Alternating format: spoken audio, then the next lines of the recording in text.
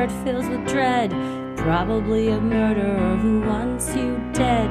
It could be a ghost, a demon, or worse. Perhaps you're the victim of a witch's curse. It's hopeless, you're doomed. You'd call a priest if you could. You'd rather just listen to who? Sinisterhood.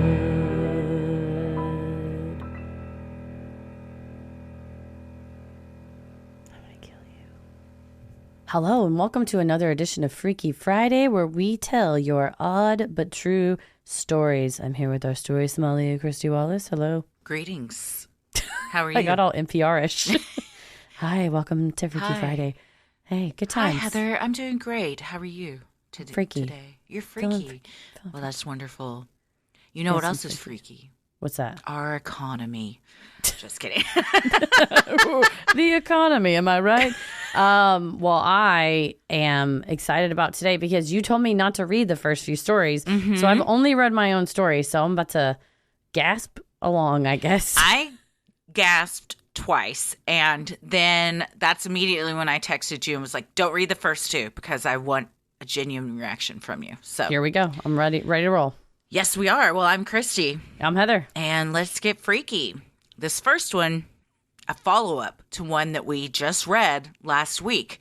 If you remember from Treon Jackson, we read A Coincidence That Saved My Life. Well, we love an update or a continuation. And Treon has provided just that. So here is part 2. Christy and Heather, thank you so much for reading my story. However, there is so much more. So get ready. I was in bed that next morning. I remember walking out to the kitchen to find my parents sitting at the dining table. They both looked up at me with the most worried face, and my mom rushed to me, saying, "I'm so sorry, we shouldn't have left you," which didn't register until I remembered all that happened just the night before, hoping it had been a nightmare. Then my dad stood up with a stern face and said, "Don't worry, son. We're going to call the police right now and get to the bottom of this." I remember telling them no and begging them not to. I know that may sound weird, but as a 14-year-old at the time, just starting freshman year, and honestly wanting the whole situation behind me, I did not want to talk to officers or investigators. It just scared me. My parents understood, but they moved their schedules around at the time to make sure if I was home, they were home. Now let's fast forward to my senior year of high school. I am 18 years old around this time. The situation that happened nearly 4 years ago was feeling like a distant memory. I remember I was in the living room doing homework. As my mom was in the kitchen getting dinner prepared, my phone started to ring from an unfamiliar number. I answered. There was silence on the other end, even after my attempted hellos. I remember hanging up, and then my phone rang again. This time I answered with a little more stern hello. "Hey, bud," I hear on the other end, and my heart sinks to the pit of my stomach. I was frozen. The voice I heard on the other side was Randy, Sophia's boyfriend. I struggled to figure out how the hell he got my number, but I remember immediately getting up and running to my mom while putting the phone on mute. I told my mom it was Randy. She was shocked at first, but being the smart woman she is, she told me to put him on speaker, but she would stay quiet when we talked. Randy said hello, and I answered, "What? Why are you calling me, and what could you want?" He immediately interrupted me, saying, "She wants to meet you. Sorry, she really wants to meet you." My mom put the phone on mute and said for me to tell him to meet us at a park a few blocks away from our house tomorrow, and that this could be our chance to catch them. Remember in the first story when my mom caught Sophia stealing? Well, after she kicked her out, she called the police. They tried their best to find her after the incident, but couldn't. Well, my mom told me they could use the same officer in that case to come to the park as well, keep watch, and finally catch Sophia. So my mom made the call to the station, and I told Randy when and where to meet. He agreed. The next day, I had very bad butterflies leading up to the time of the meeting, but I knew it would be for the better to catch these sick individuals. It was my parents and the officer who arrived, and it was 2 p.m. when we all got there. We were to meet them at 2:30 p.m. My stomach twisted as I heard a car door slam, and I saw Randy get out of the driver's door, while Sophia got out of the passenger side and started walking to us. However, everything around me froze. because it wasn't Sophia, but a clone of me, just in girl version. Yes, as she walked closer, I was staring into the eyes of my fucking twin sister, an uncanny version of me in every single way. She spoke first and said, hi, my name is Gabriella. I remember stumbling back. Mom had to help me from tripping, and I immediately started crying. Randy explained everything, how Sophia was my biological mom, and she had both me and Gabriella with another man before meeting Randy. However, that man took me away while Sophia kept Gabriella. Something must have happened because I was eventually left abandoned. In the shock of everything that was going on, I became closer to Gabriella in so many ways. We're both now 21, and I mentioned to her how I was writing my submission to Freaky Friday. She will submit her side as well. Stay tuned, and thank you. Well, that was unexpected. Yeah. I thought he was going to get snatched again at the park, and there was going to be like a tussle, like the cop had to, jump in and save him. I did not expect. Also, not going to lie, when he said I had a clone, I was like, they cloned him. Yeah. But I see what you mean. I see what you mean. Yes, Just a very similar person. That is, wow. Although there's a famous documentary about triplets being split at birth and then ending up meeting back with each other later on. So sometimes multiples, if they do end up getting split at younger ages, are so lucky if they get back together. When they're, usually it's on. through some kind of DNA test, but this is just someone, we don't know his intentions, because in the first one, he was involved in the kidnapping. I'm not a fan of Randy. Now he's trying to reunite Gabriella and Treon, so I don't know. We need Gabriella's side of the story. Yeah. We're going to need more updates. We're very invested in this, and we can't just let it go now. No, I cannot. And I get that you're excited as a birth mom that you found your kid that you want to be reunited with, and maybe your idea is that you want to reunite them with their siblings. Putting a cloth over their mouth and throwing them in the back of a car wrapped up in a tarp or a blanket, not the way to go about it. Don't do that. Just bring Gabriella over first. It's I'm glad the cop agreed to go. That's a very scary situation to put yourself in. So seriously, definitely having some sort of protection. I'm honestly surprised Randy would show up, because I would assume that you would think, oh, they're probably going to have somebody with you. Yeah, this is a sting operation for sure. So, must get busted. But that's the love of a mom. If he's dating Sophia and is like, please take, she's like, set this up. Please let the kids meet. You might go, well, I'm going to risk it just in case. Maybe. We'll have to wait for Gabriella's side of the story and see what she has to say. Mm-hmm. Well, this next one is from Jess, and it is called Why I Always Take the Stairs.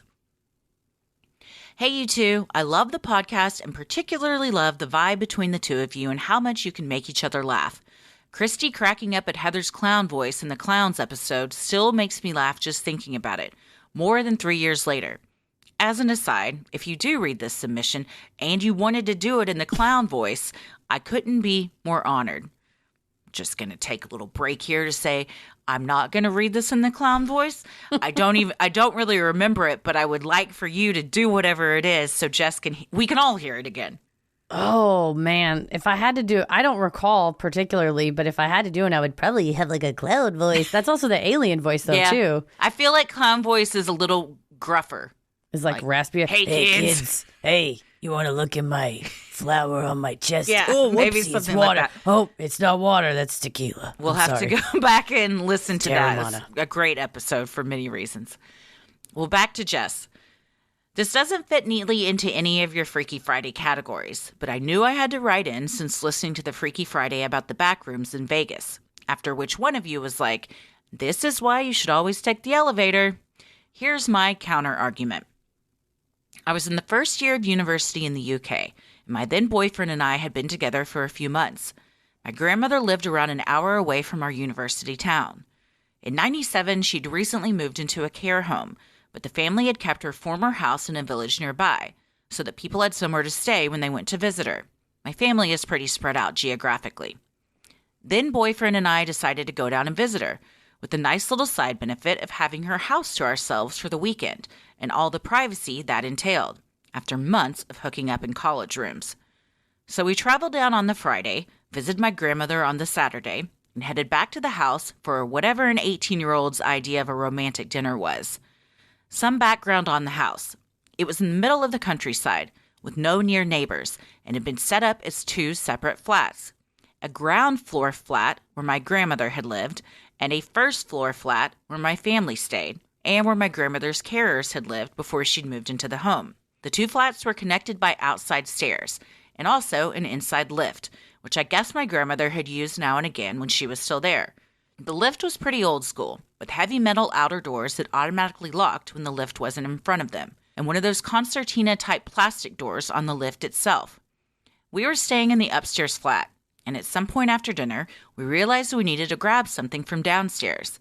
It was February in the UK, raining and windy, and neither of us fancied taking the outside stairs, so we jumped in the lift instead.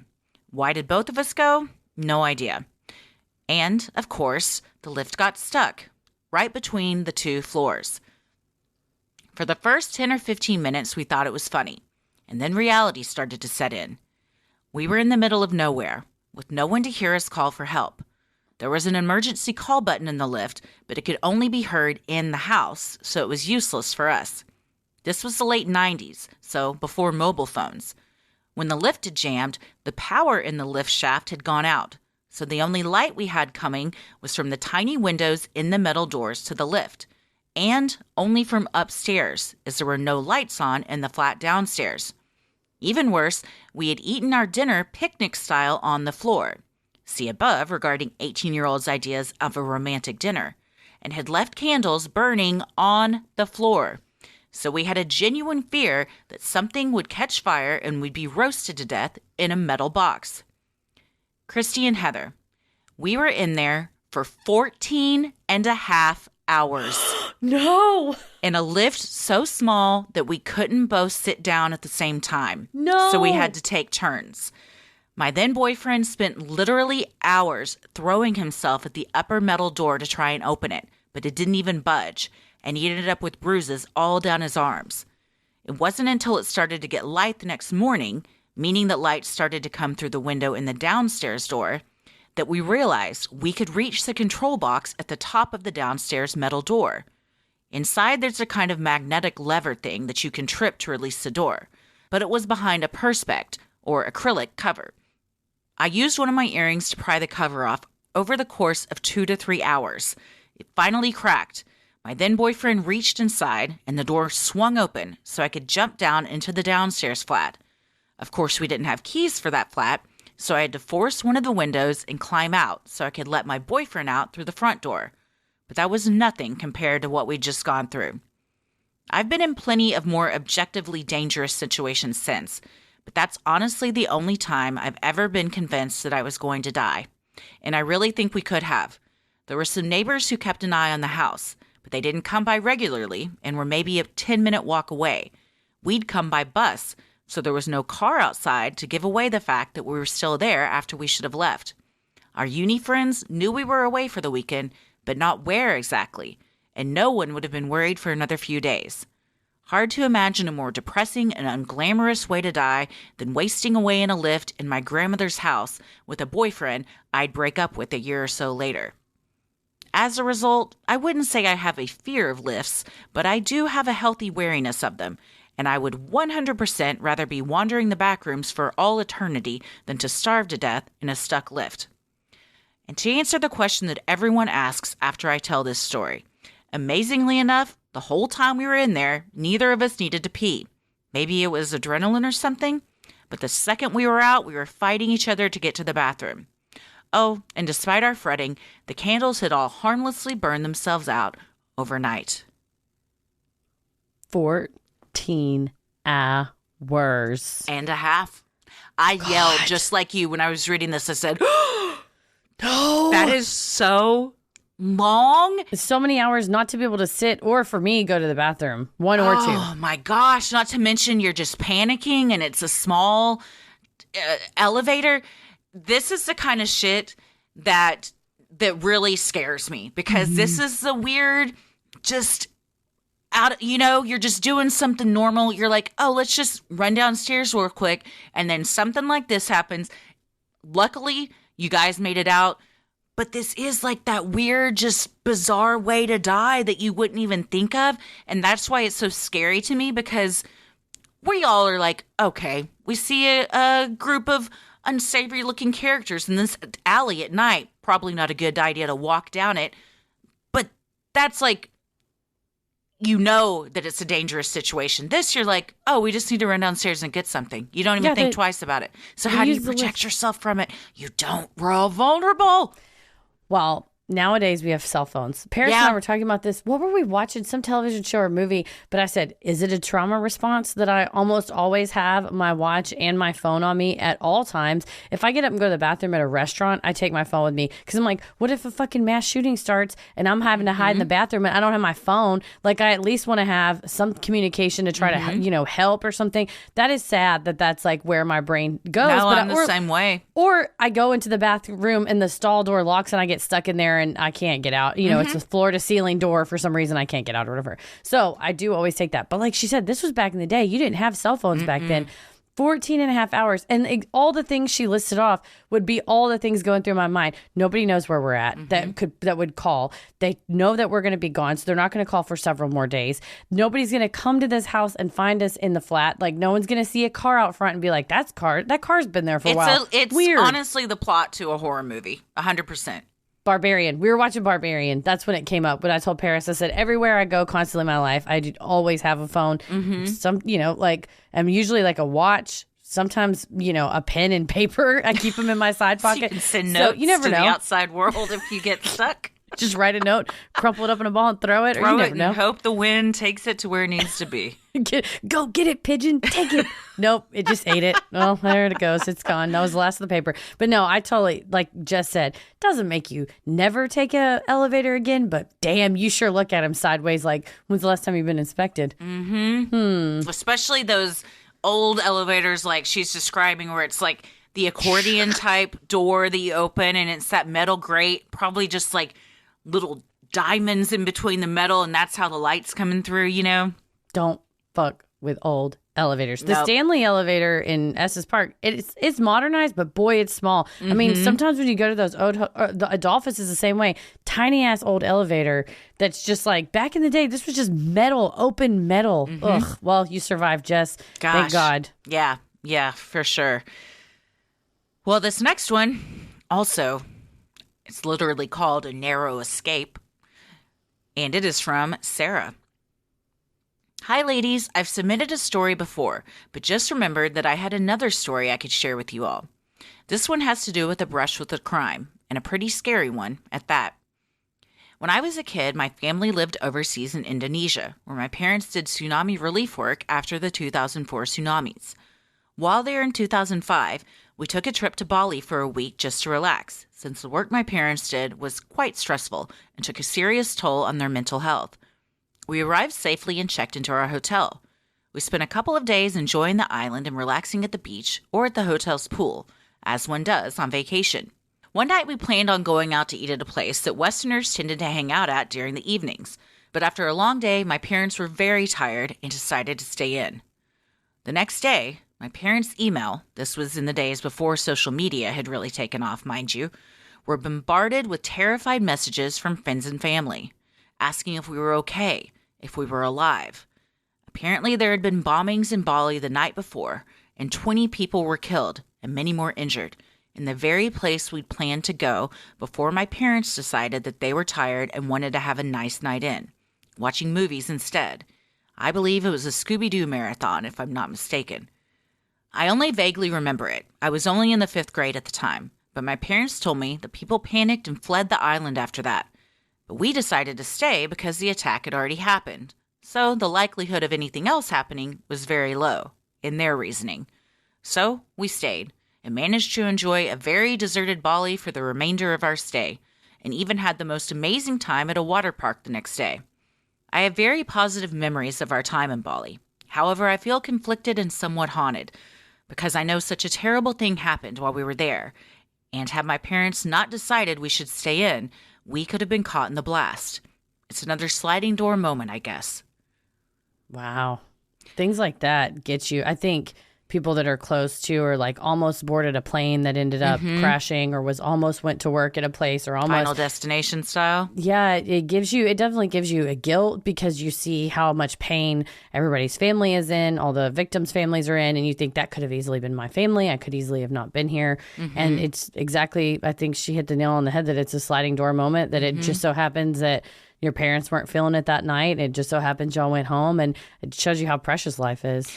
Yeah. And kudos to your parents for such amazing work, too. That definitely takes a toll on your mental health. So you go on vacation to help, and then the most stressful thing that can happen ends up happening. Right? That you think, well, this will go away from the, this area that's been ravaged by a natural disaster, only then to have a man-made disaster happen right in your wake. Well, the next one we have is from Montana. And the subject line is, "The time I died and saw my sister enjoying candy." Hi, ladies. Love your show and both of you. I had the great opportunity to meet both of you at your Raleigh live show this year. I was the one who spewed word vomit all over the place, then was so nervous meeting you both, I was shaking while getting a picture with you. Please forgive me for my awkwardness. I have extreme social anxiety, and that was a milestone event for me. I drove 3 hours to see your show alone and spoke to people I didn't know. I met so many cool people. Anyway, on to the time I died. After a particularly fun-filled day at my grandfather's house circa 1995, my mother packed my twin sister and myself up for the short ride home. We were buckled up in the back, red velvet-covered seats in my mom's car. Don't ask me what kind it was. I was 5. And suddenly, in the middle seat, my sister and I discovered a bag of cherry hard candies that my older brother had left there. The excitement and joy I experienced upon this discovery has never been surpassed to this day. I recently bought a hog log. That is a hog that was whittled out of a log that almost beat the joy out of finding this candy, but didn't quite make it. As you can imagine, my sister and I immediately began begging our mother to have just one, please, just one. My mother refused for what felt like an eternity, but it couldn't have been more than 2 minutes. With permission granted, we both chose one piece and popped that delicious cherry goodness into our little mouths. However, my joy would be short-lived. Within seconds of putting the little round candy in my mouth, I sucked it down my windpipe. I began to choke and turned from red-faced to purple. My mother didn't know the Heimlich maneuver, so she pulled over and began trying to wave people down as they drove past us. Meanwhile, my sister is idly standing by, enjoying her piece of candy as I begin to fade from the lack of oxygen on the side of the road. No one was stopping to help the rapidly purple-turning child. My mother made the decision to jump back in the car and drive back to my grandfather's house. I'm blacked out at this point. The next thing I see is myself being dumped onto the kitchen table, like I was above myself and could see down at my lifeless body on the table. I could see my mother panicking, my oblivious sister still sucking away on her candy, and my grandfather standing over me. Then I saw my grandfather, who apparently didn't know the Heimlich maneuver either, reach down my throat and extract the candy by hand. And bam, just like that, I was now on the kitchen table, no longer hovering above everyone. So yeah, I died once and saw myself being saved. Thanks for reading, and I can't wait to see you both at another live show. I also attached an image of my sister and I around that age that this occurred. Enjoy the twin cuteness. The picture is very cute. They are in matching little plaid dresses with their cute little brown bobs.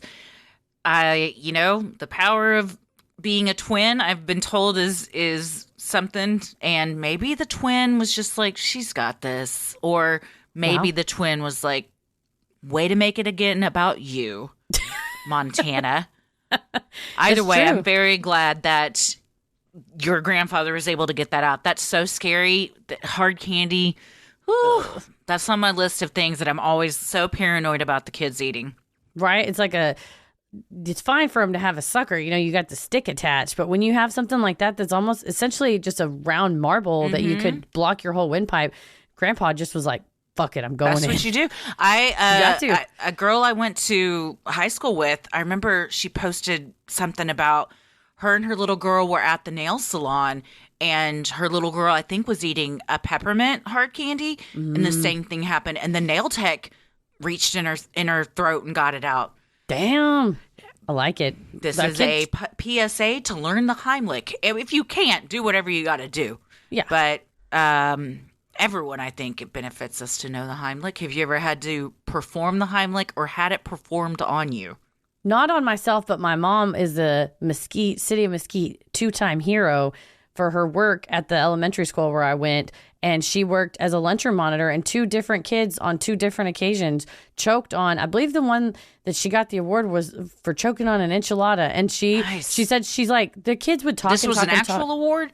Yeah, the city council gave her like an nice. award. I thought you were just saying she, deserves an award. But she got one, even better. She both deserved it and got one. Yeah, the kid was, they're all talking and cutting up and everything. And that's their job, is to be like, be quiet and eat. And then you can talk after you eat. But, sometimes you got to go over and get onto them. And she said that kid was, they go from being real animated and moving to like, and then the kids around them all started freaking out. And she's like, get out of the way. And then got in there and like got him.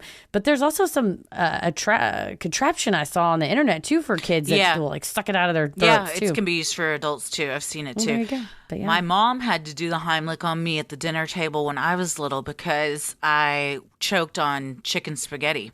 Damn. You love your mom's chicken spaghetti. I know. I didn't stop eating it. I'll tell you that. Still eat it to this day. Had it not too long ago.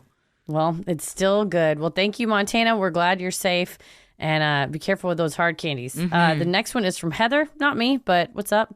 Subject line is grocery store creep turned murderer. Hello, ladies and fellow gentle listeners. I love you guys. You're my favorite podcast to listen to while I craft. I have many stories of the paranormal that I'll want to send in later. But so far, knock on wood, this is my only brush with true crime. Let's get into it. I live in the region, a collection of small cities, towns, and farmland in northwest Indiana near Chicago. In 2010, I was 24 and hired for a part-time job at a small grocery store. It was your standard grocery retail job. You check out groceries, argue over expired coupons, fake a smile for everyone comes through your line. We had our fair share of creeps trying to get to the young, pretty cashiers to go on dates with them, customers struggling with alcohol abuse, and people who just gave you the willies. One of these men we would refer to, as cruelly as it sounds now, by referencing a growth on his face whenever we needed to talk about feeling creeped out to each other after an interaction with him, since we didn't know his name. He was in his late 40s, early 50s, balding, and had the standard scowly, droopy face of a guy who had a hard life and survives off hungry man meals and cheap beer. And he had a protruding growth on his cheek, like he was holding an egg in his cheek. He never really spoke, but just gave all of us cashier girls a weird feeling when working the customer service desk because he would stare at us whenever he was in the store. And sometimes he would go through the whole checkout without saying anything, his expression never changing. I stayed there for a few years, working up to shift lead as well as other departments, and eventually applied and was promoted to the corporate office. I was sad to leave all my coworkers there, but not sad to leave behind the customers. In July of 2017, I left the company and got hired at the local library. It was and still is perfect for me. I've never been happier. One of our jobs in the morning is to take down the old newspapers and put out the new ones. I can't remember when it happened, but I remember heading over to the display and seeing a familiar, scowly, droopy face staring back at me with the noticeable growth on his cheek. That guy from my days at the grocery store. Turns out he was on trial for murder. And now I know his name, Christopher Dillard. He was later convicted and sentenced to 65 years for stabbing a 24-year-old female coworker from the bar they worked at. He stabbed her 20 times after her shift ended and hid her body in her car, where she was found the next morning. He claims he was partying rough on cocaine and admitted on a call to his girlfriend that he, quote, killed that girl, and he wasn't sure if she'd take him back. It happened a few months before I started the job at the library, and I hadn't heard anything about it since I wasn't really following local news. It sends a shiver down my spine when I think about it, and all the times he would stand in line and stare at me and the other young women who were cashiers. Thanks for reading, and keep it creepy. So you looked it up. We found the article, and it was in January of 2020, 65 years in prison was the sentence for Mr. Dillard. He was 53 at the time. He killed his 23-year-old coworker Nicole Gland. They were both at work in 2017, and it was a 3-week trial. I guess he was a bouncer at the bar. He also had confessed on videotape. They threw that out for some sort of evidentiary reasons, but he was still convicted, especially given all the significant other images or other evidence that they had. It was hard horrifying. To read. Yeah, and the article talks about her family and friends giving victim impact statements at the trial, and reading the quotes from her parents is so sad. He admitted, but like you said, it was thrown out, but he was convicted for stabbing her over 20 times. He left her in her SUV, and then she was found the next morning, and the article said it was because she rejected his sexual advances. Yeah, and his DNA was on her as well, so I think it was a pretty airtight case. That is so heartbreaking for her that she's just trying to work, and it's kind of a long line of cases, sadly, that we keep seeing, that somebody has an older male colleague that's making them uncomfortable at work, and this is that taken to the absolute extreme. It's horrifying. Yeah, you're right. We've seen a pattern of that a lot, and the last one, there was the boss kind of stepping in with this. Sadly, it was just her and him in the parking lot, and he did the unthinkable and rot in prison forever. Yeah, definitely. Well, thank you for sharing that with us, Heather, and thank you for what you do at the local library. It's yes, very definitely. Important job. This next one is from Kelso, and they write, "That wasn't me. Pet sitting and the paranormal." Hi, ladies. Listening to y'all kept me sane while I was on bed rest after several injuries last year. Well, the story I'm about to tell you made me question that very sanity. To give everyone some context, I'm a pet sitter and often spend the night with pets when their owners are away. I've stayed in some very old, creepy houses. I always wondered if I'd experience anything in those. Turns out, those were not the houses I needed to worry about. Now, let's get into it. A few weeks ago, I was staying over at a condo, not an old building, with 2 adorable dogs. I'd stayed with them once before, and the only thing notable was a heavy-footed upstairs neighbor. That night, my friend came with me because I was having a rough day and didn't want to be alone. I got to the condo before her. When I went to open the door, my key broke in half in the doorknob. I noted it was peculiar, but didn't think much of it after the owner's mom brought a new key. My friend arrived shortly after. I mentioned the key, but it was quickly forgotten about as we started our night. Later, we were searching for my phone. I'm digging through my bag, and my friend is about 3 feet away with her back to me. I turn to show her something from my bag, and just as I'm about to say her name, I hear someone whisper her name. She starts to turn around and says, "That was weird." She sees my eyes about to pop out of my head, and I struggle to get the words out of my mouth. That wasn't me. At this point, she just keeps repeating no over and over again.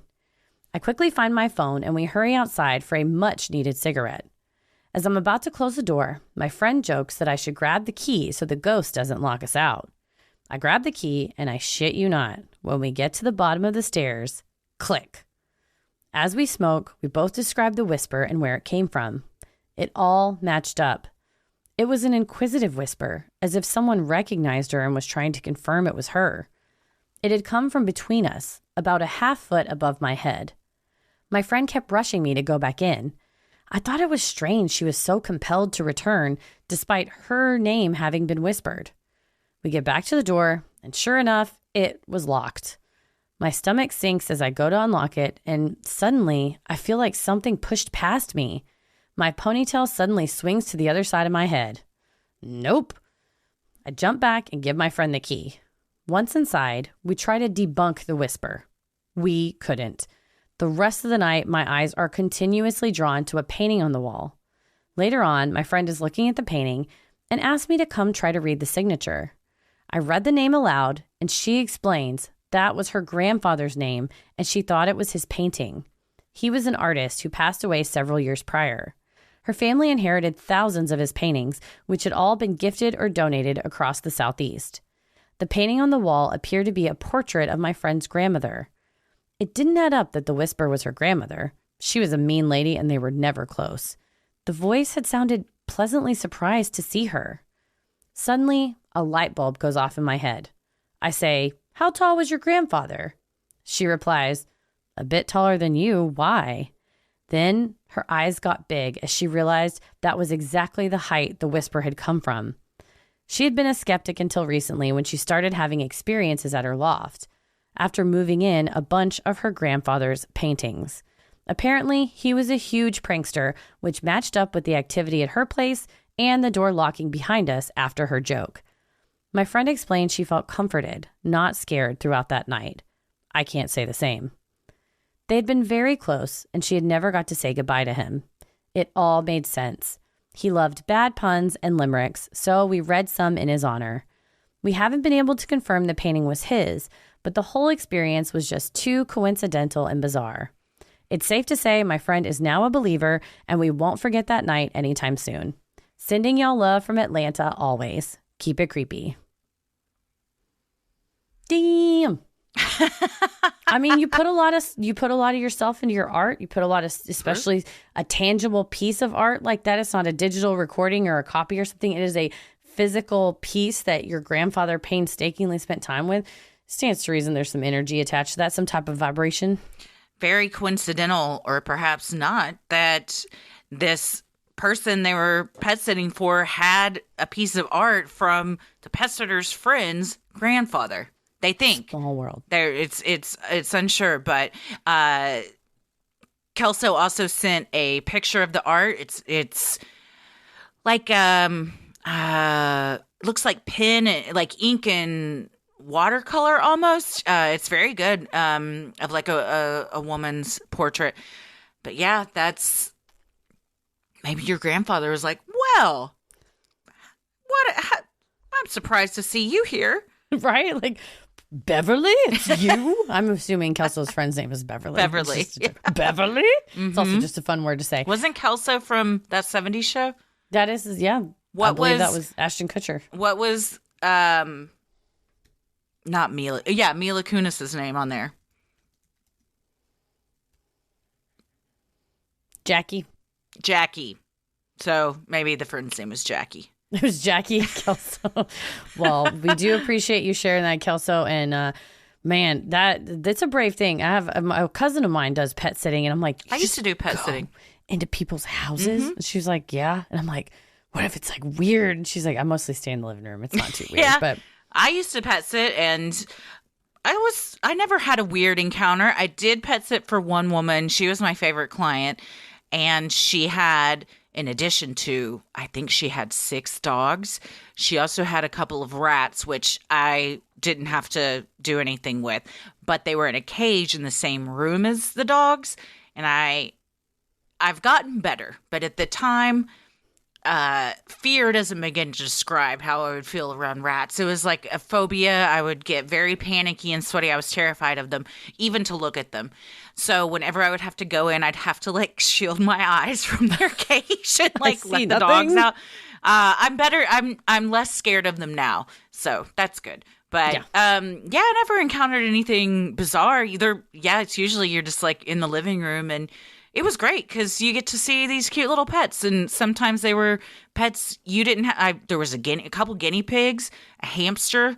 Damn. There was a hamster in addition to dogs. It wasn't just the hamster I was caring for. I think that I never really had like a super weird pet that I had to sit, but it was fun. They're like, this is our python, Charlie. This is our alligator. Please mind the moat. He's really friendly. Yeah, and I had to feed him a live chicken every day. None of that. So, well, but it's a very good service. And, you know, if you don't like people, but you love animals, it's a good job for you. Well, it sounds like a win. And especially if your grandpa ghost can show up. Yeah. Everybody wins. Then, yeah. Well, thank you all for sending in these stories.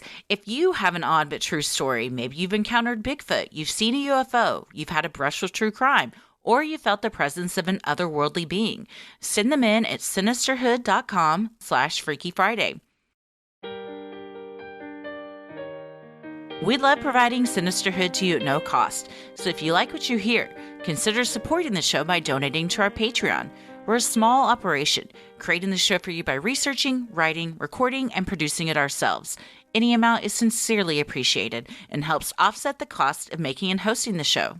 As a thank you, you'll also get some sweet perks like ad-free episodes, a Sinisterhood sticker, membership to our exclusive Patreon Facebook group for those enrolling the airwaves and getting into a tier, a special shout-out on the show, a monthly bonus mini-sode, and patron-exclusive video and audio content, including Am I the Asshole?, relationship advice, Judge Christie, Dear Sinister, true crime headlines, and more. And patrons in our Getting Into It tier are also able to vote on a bonus content segment they would like to see us live stream each month. We've got 3 streams this month: December 13th, December 28th, December 29th, all at 8 p.m. Central. The 13th, we're doing Hallmark After Dark, which is our movie roasting party. We pick a cheesy holiday movie, talk over it like Mystery Science Theater 3000 riff tracks kind of thing. The 28th, we're doing our live Q&A where you ask us anything, top 20 questions get answered. And the 29th, we're going to do our bonus content live stream.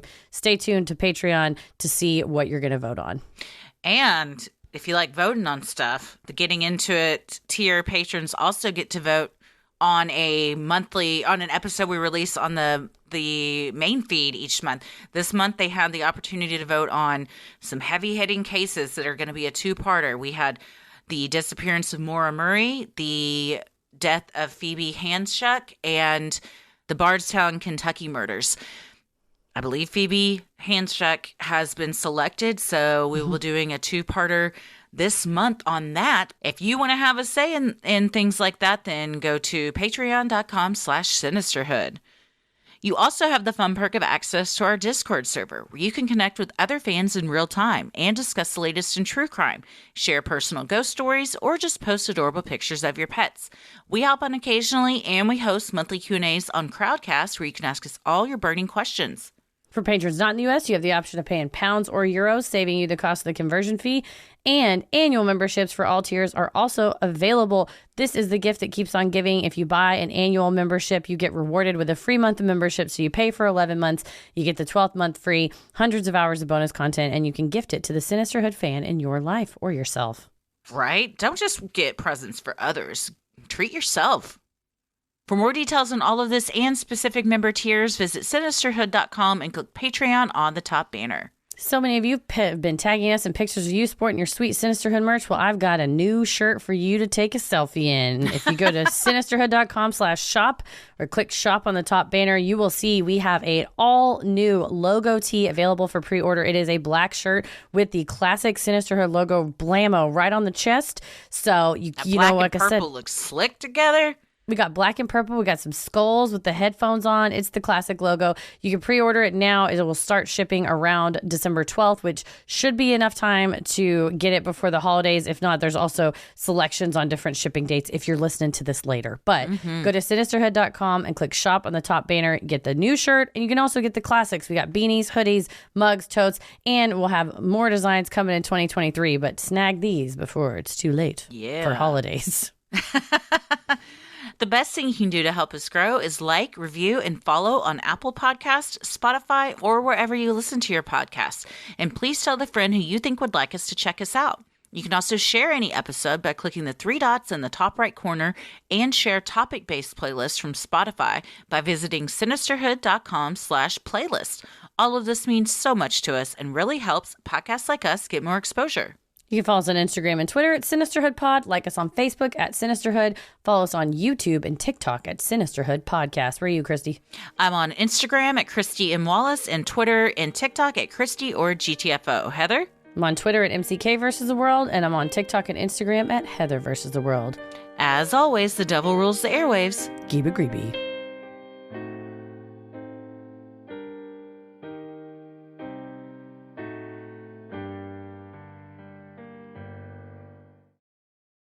Sinisterhood.